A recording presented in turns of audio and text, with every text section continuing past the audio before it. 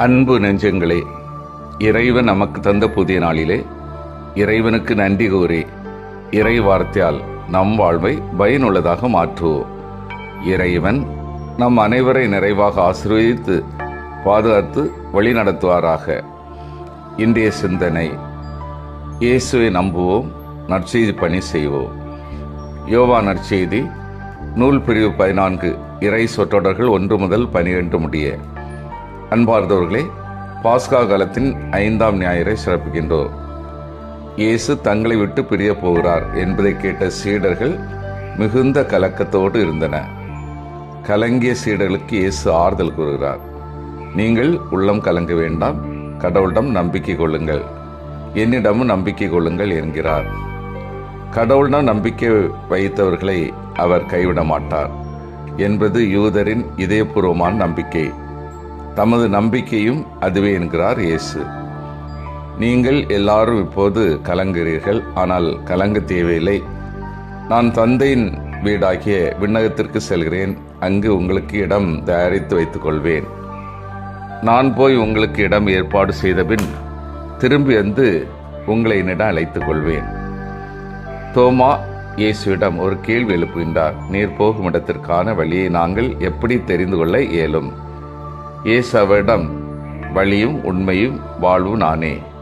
என் வழியாய் அன்றி எவரும் தந்தையிடம் வருவதில்லை. திருப்பாடல் 27:11. ஆண்டவரே, உம் வழியை எனக்கு கற்பித்தருளும். இயேசுதான் வழி, அவர்தான் பாதை. அவர் வழியாகத்தான் தந்தையை அடைய முடியும். இயேசுவே உண்மை. ஆண்டவரே, உமது உண்மைக்கேற்ப நான் நடக்குமாறு உமது வழியை எனக்கு கற்பியும். உண்மையின்படி நடத்தல் என்பது உமக்கு பிரமாணிக்கமாக நடத்தல் ஆகும். இயேசுவே வாழ்வு. வாழ்வுக்கு செல்லும் வழியை நீர் எனக்கு காண்பிப்பீர். மனித பெறுவதற்காக ஏங்கி தவிக்கும் வாழ்வை கொடுப்பதற்காகவே வந்தவர் இயேசு. தம் வாழ்வை இழந்ததன் மூலம் அதை மக்களுக்கு கொடுத்தார். வாழ்வு கொடுக்கும் வள்ளல் இயேசு. பிலிப்பு இயேசுவிடம் ஒரு கேள்வியை எழுப்புகின்றார். ஆண்டவரே, தந்தை எங்களுக்கு காட்டும், அதுவே போதும் என்றார். உலகில் வாழும்போது மனிதரில் யாரும் தந்தையை தம் ஊன கண்களால் பார்க்க முடியாது. தந்தையும் அவரும் ஒன்றே. தம்மை காண்போர் தம்மை அனுப்பியவரை காண்கின்றனர். தந்தைக்கும் தமக்கும் நெருங்கிய உறவு உண்டு என்கிறார். தந்தை அவருள் இருக்கிறார், அவர் தந்தையுனுள் இருக்கிறார். அவருடைய செயல்களில் தந்தையின் வல்லமை வெளிப்பட்டது. இயேசுவில் நம்பிக்கை கொண்டவர்கள் அவர் செய்யும் செயல்களை செய்வர். இயேசு தந்தையின் செயல்களை செய்தார், தந்தைக்கு விருப்பமானவற்றை செய்தார். இயேசு செய்யும் செயல்களை அவர் மேல் நம்பிக்கை கொள்வோரும் செய்வர். அது மட்டுமல்ல, அவற்றிலும் பெரியவற்றையும் செய்வர். இயேசு பாலஸ்தீனாவில் மட்டுமே போதித்தார், ஆனால் அவர்தான் நம்பிக்கையாளர். உலகெங்கும் போதிப்பர். அதற்கு காரணம் இயேசுவே. திருத்தூதர்கள் முன்னெடுத்த அந்த செயல்பாடு நற்செய்தியில் இயேசு காட்டிய வழியும் அவர் வாக்களித்த உறைவிடமும் வெறும் கற்பனை அல்ல, அவை ஒரு புதிய சமூகத்தை உருவாக்கும் வல்லமை கொண்டவை என்பதை உறுதிப்படுத்துகின்றன.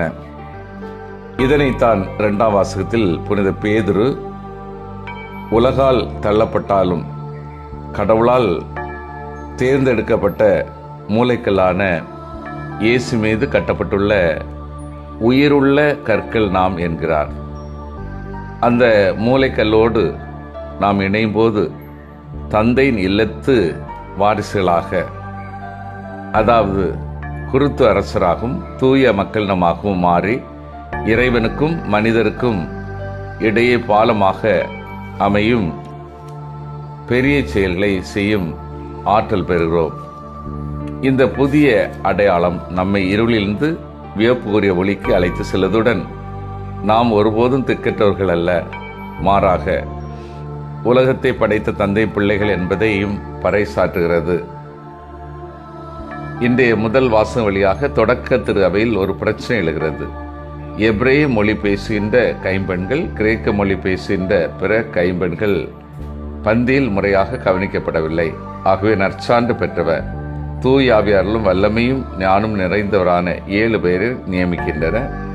அவர்கள் மீது கைகளை வைத்து இறைவிட வேண்டினர். கடவுளது வார்த்தை மேன்மேலும் பரவியது. இன்றைய வழிபாடு நமக்கு விடுக்கும் வாழ்வுக்கான சிந்தனைகள். முதலாவது, உள்ளம் கலங்க வேண்டாம் என்னும் உயரிய அறிவுரையை இயேசு நமக்கு வழங்குகிறார். இரண்டாவது, உன்னோடு இருக்கிறேன் என்ற உறுதிமொழி வழியாக பிரிவு குறித்த கவலையை தாண்டி செயல்பட இயேசு அழைக்கிறார். மூன்றாவதாக, இயேசு செய்த செயல்களை அவரில் நம்பிக்கை கொள்வோரும் செய்ய முடியும், செய்ய வேண்டும் என்பது இயேசுவின் அழைப்பு. அவரை விட பெரிய செயல்களை செய்வோம் என்ற வாக்குறுதி நமக்கு உத்வேகம் தருகிறது. சிந்தித்து தியானித்து செயல்படுவோம். இயேசுவின் மேல் ஆழமான நம்பிக்கை கொண்டு அவரது செயல்களை ஏற்றுக்கொள்கின்றேனா? நான் சந்திக்கும் பிரச்சனைகளை பக்குவமாக அணுகி தூயாவின் துணையோடு செயல்படுகின்றேனா?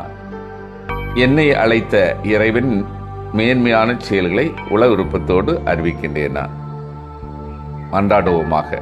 வல்லமை மிக்க இறைவா, நாங்கள் அனைவரும் இயேசு மேல் ஆழமான நம்பிக்கை கொண்டு அவரது செயல்களை ஏற்றுக்கொள்ளவும், நாங்கள் சந்திக்கும் பிரச்சனைகளை பக்குவமாக அணுகி தூயாவின் துணையோடு செயல்படவும், எங்களை அழைத்த இறைவன் மேன்மையான செயல்களை உள விருப்பத்தோடு அறிவிக்கவும் வரம் தாரும். ஆமேன்.